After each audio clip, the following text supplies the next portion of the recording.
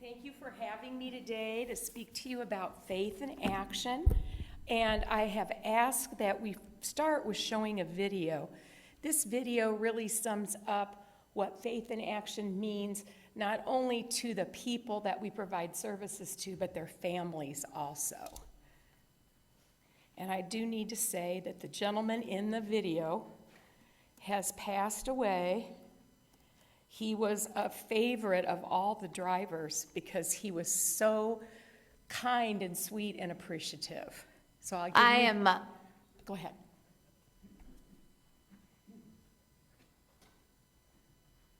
I am Laura Walters, and this is my father, Leon Smalley. I live in just rural Downs, close to Bloomington, and my dad lived in Armington up until April of this year. He's been on dialysis and requires rides 3 days a week.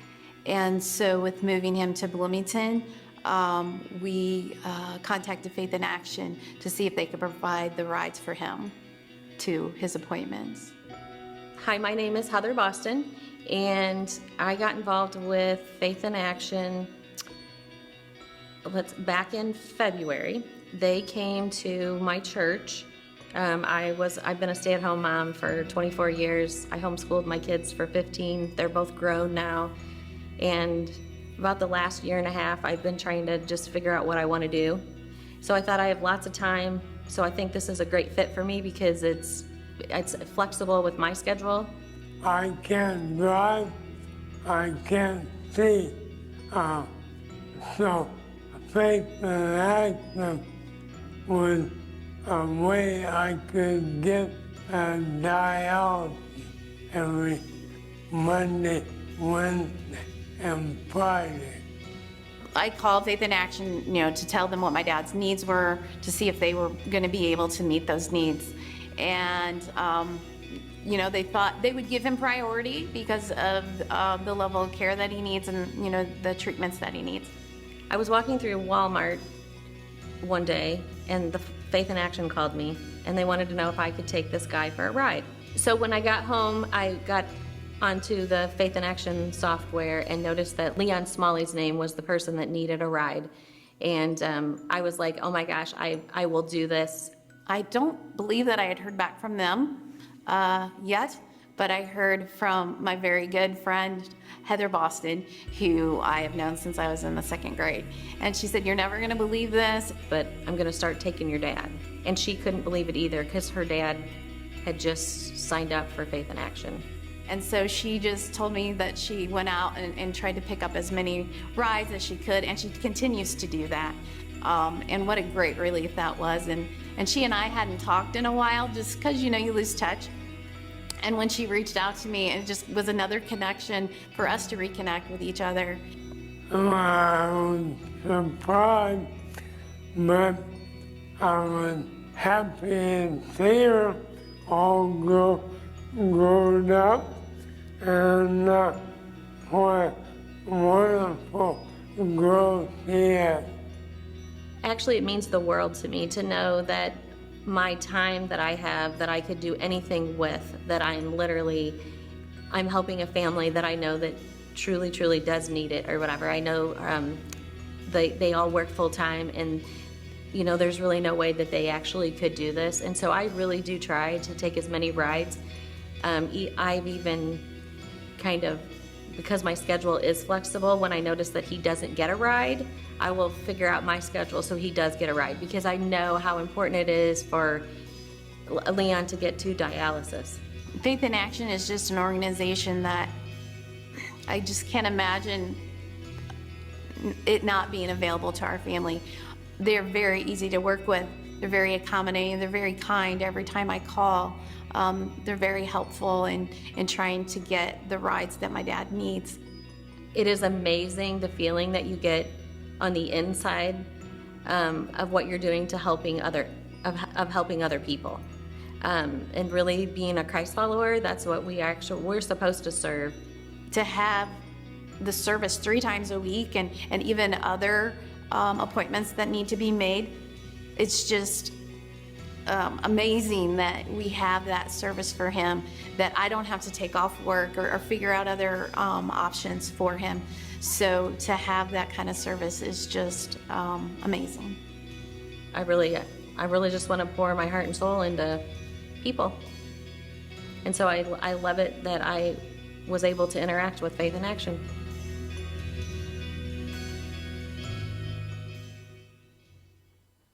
The video's a few years old, but it does a great job of summarizing what Faith in Action is about.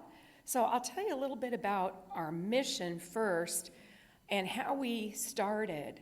20 years ago, a group of parish nurses got together over coffee, and they were talking about the needs of people within their congregations, and one of those was rides to physical therapy when people had had knee replacements or any other type of ailments that kept them from driving.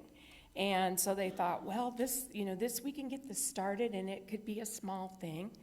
But they were able to get a lot of support from the community and a nice big grant to get things started 20 years ago. And it's grown from an operation where things were on note cards, like recipe cards, to a software program that we have that our volunteers, as she mentioned, can just hop on that software and see what rides are needed. So the original mission, which we have tweaked a little bit, and I didn't change it here, but we provide physical and emotional support to seniors over age 60 and their caregivers to maintain their independence, dignity, and improve their quality of life. And so that's what it's all about. And we serve now 500 seniors. We have almost as many volunteers. The needs are great.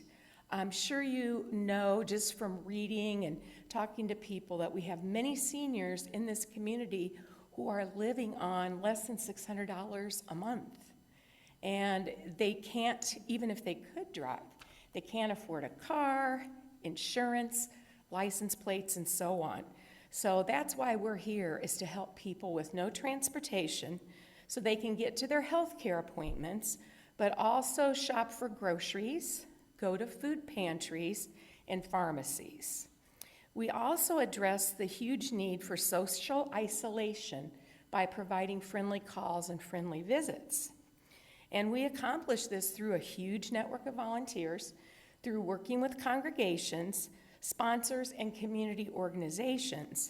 And the way that we work with congregations is that we will ask if they would like to have a Faith in Action liaison. That person would attend quarterly meetings to learn about what's happening with Faith in Action, what fundraising events we have, what needs might be, and you can bring that back to your fellow congregants, and this is what's happening in Faith in Action. Right now, our biggest need is volunteers. So we have, the impact that we have helps people remain independent in their homes. We've had numerous people say, I don't know what I'd do without Faith in Action. I think I'd have to go to skilled care if I didn't have a way to get to my medical appointments or to get my groceries. We find that grocery items are difficult as people age, and with arthritis and balance issues, imagine trying to get a big jug of laundry detergent off the shelf. So when people go shop, they will shop with them, they will shop for them, or they will pick up and deliver their groceries. We do have quite a few people on dialysis, and dialysis requires 6 volunteer rides a week. So one person takes them to dialysis and drops them off, and then another person picks them up and brings them home. We also give priority to people who need cancer treatments, routine physical therapy, and things like that. So we really do become a part of a person's health care strategy. What makes us different than public transportation, which I'm very happy that we have, is the fact that we provide door-through-door service. So our volunteer will go to the door. Now, we don't really take weight bearing from a person who's having trouble walking, but we'll give an arm. The getting into and out of the car can be a difficulty at times. We also have no geographic limitations. So we go throughout Bloomington Normal, and we also serve Hudson, Chenoa, Lexington, Towanda, Downs, Ellsworth, Leroy, and Hayworth. And we would like to serve more communities, but the agreements that we need to serve those communities is that they have at least 2 volunteers who would be willing to drive people if we open that up to them. So these are the things that a care receiver's qualifications need to be part of the program. They need to be 60 years of age or over, live in one of our service areas, but most importantly, be ambulatory enough to get into and out of a car without assistance. We don't want our volunteers getting hurt or the care receiver by tugging and pulling and lifting. So we ask that that be one of the things that a person can do. We have no income guidelines. About 49% of the people we serve are low income, and we need 7 days notice for a ride. But before we can start with services, a person needs to have an assessment. So we have a team of people, volunteers, who go into the homes and assess the care receivers to make sure that they can get up and down on their own without a lot of resistance. So we serve people, the youngest is 60, our oldest is 103. And it's such a gift to be 103 and still be home in your own home. And the need is there. We have 10,000 baby boomers reaching retirement age every day. We have families who work and live out of town. The average age of people driving, that they give up driving, and I kind of dispute this, but they say it's 75 to 79. We don't have a corner grocery store anymore. You can't just get your little cart and walk to the store. Finances and fear prevent the use of Ubers and taxi services. They're afraid of who might come to pick them up. And they know that if Faith in Action driver's coming, we've done their background check, we've trained them, and they can be confident that the person taking care of them has their best interest at heart. What I wanted to say a little bit about statistics here is in McLean County, about 30% of adults 65 and over do live alone. And many people, their children, are in another state. And I spoke to a lady a couple of weeks ago, and she said, you know, I'm in independent living, which we don't provide service to. If people are in independent living, part of their package is transportation. She said, all my kids are in Wisconsin. I don't have any extra money for Uber, and the bus is broken down at our community. And when you start to think of options for people, there aren't that many. If the senior can use a laptop or a phone to order groceries, it's still about $10 to have them delivered. So they really need people who will help them with that percentage. And in the community health assessment, access to medical care is the top point every time the assessment's redone. So many people have this situation. The Surgeon General did a study. I don't know if any of you are familiar with this, but I think it's been about 3 years ago now. And the results of that study were lacking social connection is as dangerous as smoking 15 cigarettes a day. Why would that be? When a person's alone, most of the time, they have an increased risk of dementia, heart disease, stroke, depression, anxiety, and early death. They begin to just lose their zest for life. But when they get a friendly caller, a friendly visitor, all of that changes. One of our young volunteers just shared a story that she called her friendly visitor to say, when can I make an arrangement to come and see you? She says, as soon as you can. I really need someone. And she was able to get there.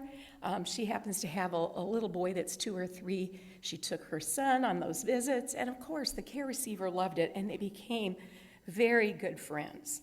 But each month, we are adding more care receivers than new volunteers.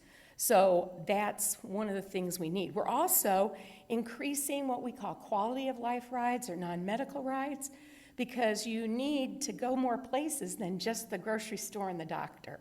So these rides will take a person to the hairdresser, to a church meeting, to volunteer, and it really does help them remain independent. We rely financially on the generosity of individuals, businesses, congregations. We get no state or federal funding, for which I'm grateful, because without that, we can plan our own program and do what we see needs to be done. But there are challenges that go with that too. So the things that you could do as an individual or as a congregation is identify someone to be a liaison with Faith in Action. You might want to make a gift to us. Some people consider us in their estate planning. We just recently received the cost from the sale of a farm, and those kind of things really help us because it costs money to be able to provide what we do without that old pen and paper, using software and technology. So software, technology, and telephone are our largest expenses. But I'm really grateful to be here today. I know there are a lot of you who do want to serve and give. As she said in the video, volunteering for Faith in Action is very flexible because you look at your phone and you look at the software, or you call us, see who needs a ride when, and oh, I could do that. So it really does help people find a way to serve as well. Thank you very much.